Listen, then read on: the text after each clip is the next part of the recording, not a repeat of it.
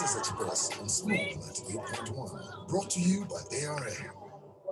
Local and global market opportunities safely at your fingertips.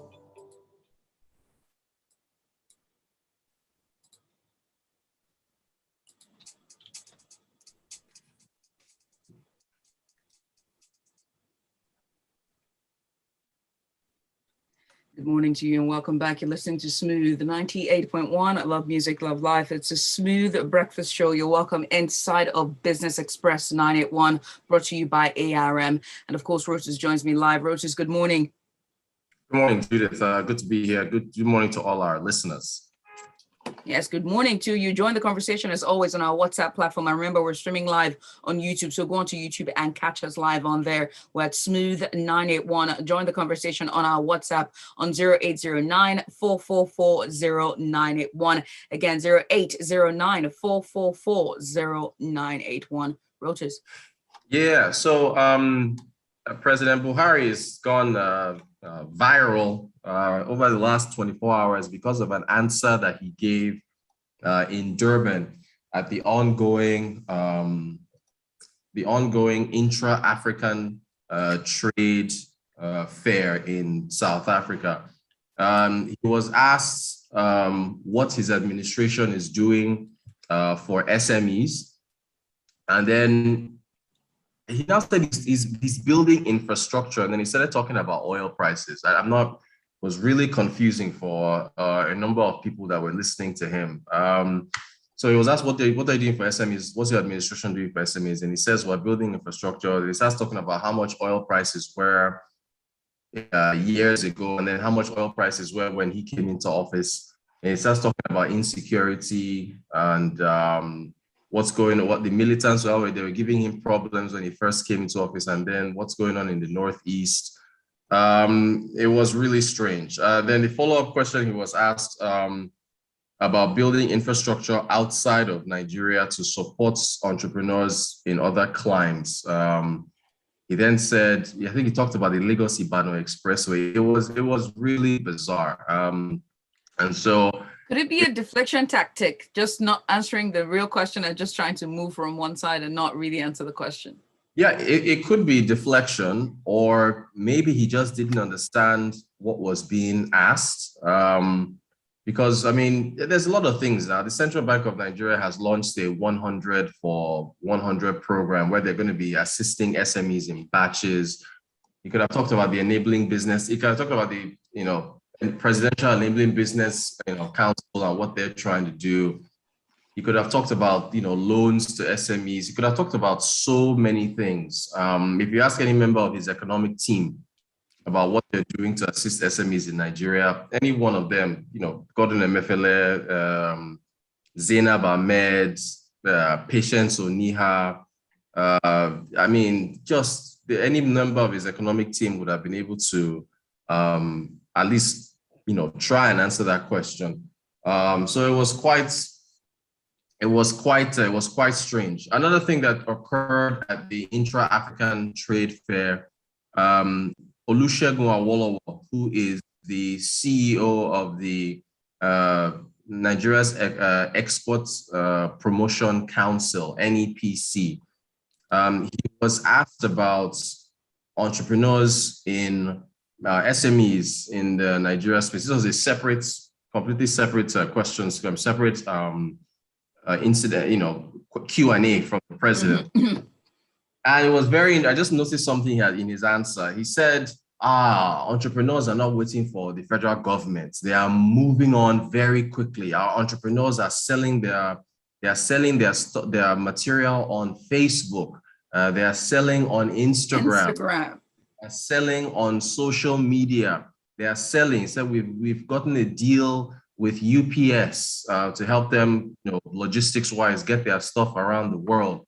We're trying to get them, trying to assist them get their stuff on Amazon.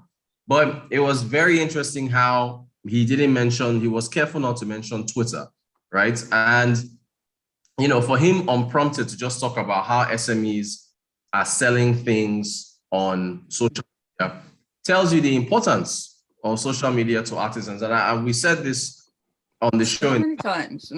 Yeah, we know what social media means to businesses, because that's what the Intra-Africa Trade Fair in South Africa is about. It's about businesses from different African countries being able to come and showcase what they have, deals being struck in different countries, African nations collaborating, boosting the African continental free trade area, being able to sell more things. And, in order for you to sell items, you need a platform. And, in this digital age, there is no more important platform than social media.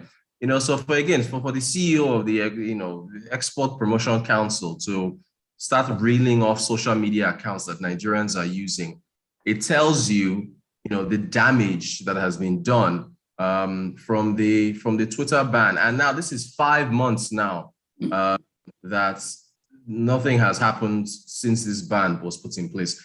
On October 1st, the president said that his ban would be removed, it will be lifted with conditions. Since that time, since October 1st, his October 1st speech, we haven't heard anything since that time. So, again, this is just yet another point to put forward about what it means to have a platform on social media to be able to support your business, because it's more eyes. I'm getting something delivered to me today because I just randomly saw his exercise gear. I just randomly on Instagram, right? And I reached out to the business and I'm going to try it out today. So, this is the importance of it, so it's one of those things. Anyway, inflation figures were released yesterday for October. Inflation now, headline inflation is at 15.9%, 15.9, I think down from 16.63 in September.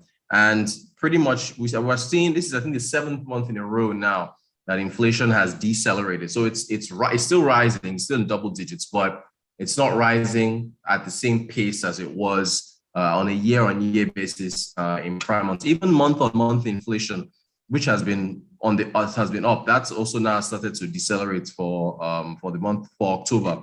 So I think October 15.99%. Food inflation is now at 18.34. In September it was 19.53%. Core inflation 13.24. In September was 13.74. Be that as it may, inflation, costs of goods and services are still high. They're still in double digits. Central bank's target is like 9% or so. So, prices are elevated, and we've got the festive season coming up. We'll see how that impacts spending, how many, parties will still be on. Cooking gas prices are really high. Nigerians have been forced to go and use alternative methods of cooking like coal, which is not good for the environment. We just had Africa Energy Week in Cape Town last week. So that is definitely still there, and definitely still, a concern for economists and analysts and just the everyday Nigerian just trying to get by because, wages are not keeping up with inflation. So that's an issue. Yeah, we have messages here still on inflation. This is from Benga Kam. It goes, why is inflation figures rising while food prices are increasing? While is inflation figures reducing while food prices are increasing? And those food prices are not coming down anytime soon. If the government is pointing to inflation reduction as evidence that their policies are working, that contradicts reality. And it goes on to say, CBN again playing Voltron on the economy. Why can't we have programs that benefit larger segments rather than for a particular number? What about policies of government that kill businesses? They didn't mention that one. Oh. And that's from Benga there. This is Baby, and it goes, I think BB, and it goes, hi, Smooth FM. Buhari's retreats in Durban, South Africa for SME is choreographed response from Jibril from Sudan, and still a grave disgrace to Nigeria. A country so blessed with variant capacity, even digital transformative meteors. Okay, so I'm not going to take that again, BB. I'm going to go this is from Ogene Chuko, and he goes, journalists should stop interviewing the president to save the nation from further embarrassment. The truth is that he lacks the capacity. That's from Ogene Chukwu there. Yeah, well, thanks for your messages. Thanks for your messages. To Benga's point, inflation is still, again, 15.99% headline inflation, 18.34 food inflation.